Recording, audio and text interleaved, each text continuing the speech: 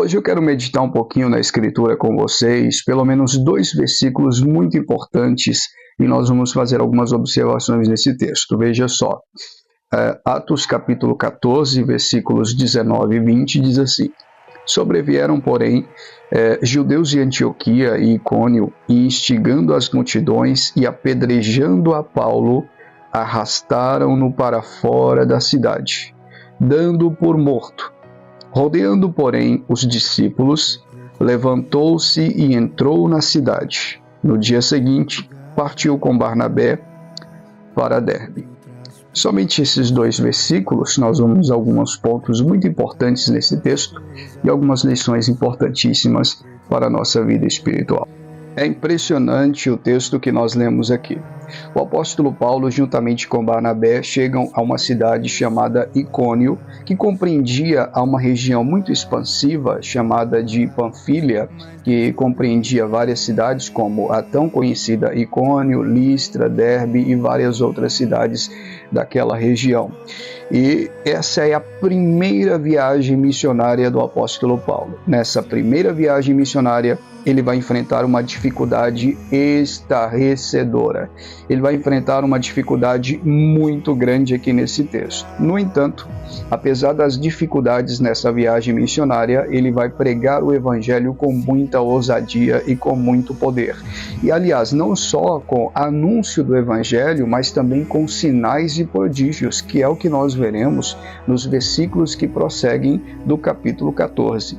Em primeiro lugar, nós temos como destaque no texto Paulo e Barnabé pregando ousadamente a mensagem do Evangelho com muito sucesso ali na cidade de Icônio. No entanto, isso não os livrou de muitas adversidades e de oposição naquele local, porque não demorou muito, no versículo 4 a seguir nós lemos o relato, a partir do versículo 3 em diante, de vários judeus ali da cidade que irão instigar contra ele com rumores até de apedrejamento, por pregar um evangelho não inclusivo aos judeus, mas um evangelho exclusivo também para os gentios, porque Paulo é considerado como pregador dos gentios.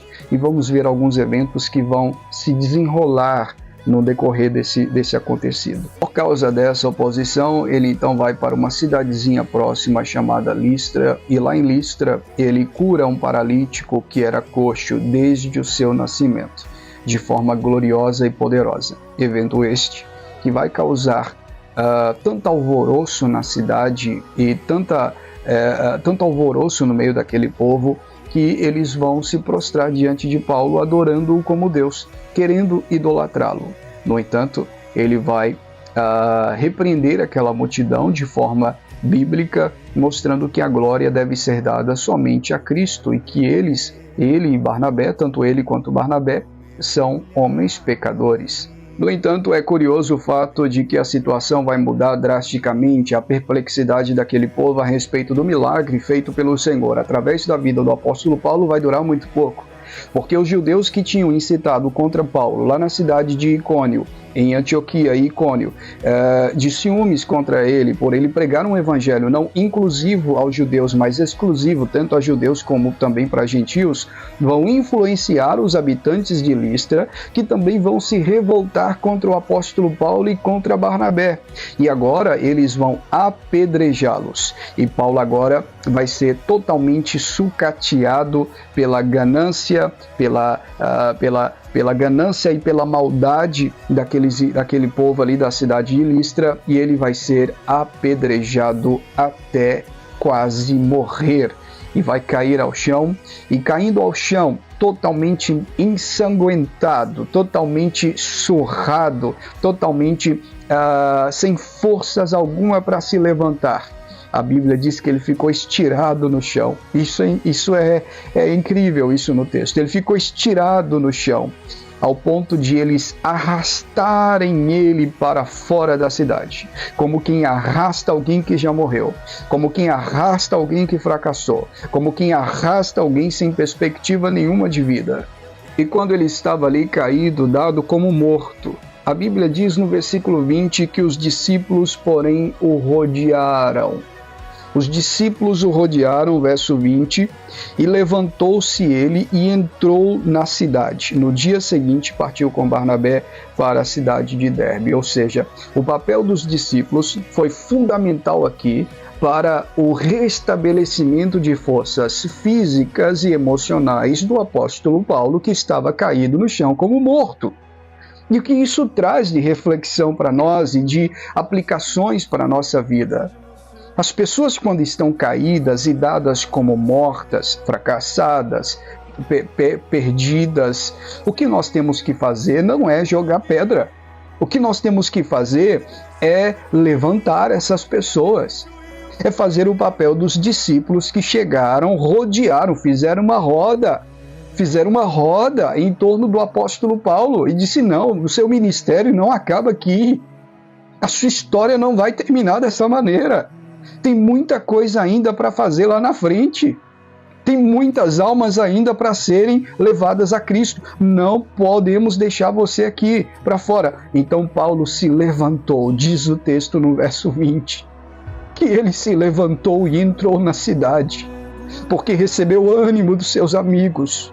Ah, quem são aqueles que estão à sua volta? Quem são aqueles que te rodearam no momento em que você mais precisou? Quem são aqueles que te deram ânimo no momento da dor, da angústia, do vendaval e da dificuldade? Quem são aqueles que te levaram no colo quando você não aguentava andar? Os discípulos fizeram isso para Paulo.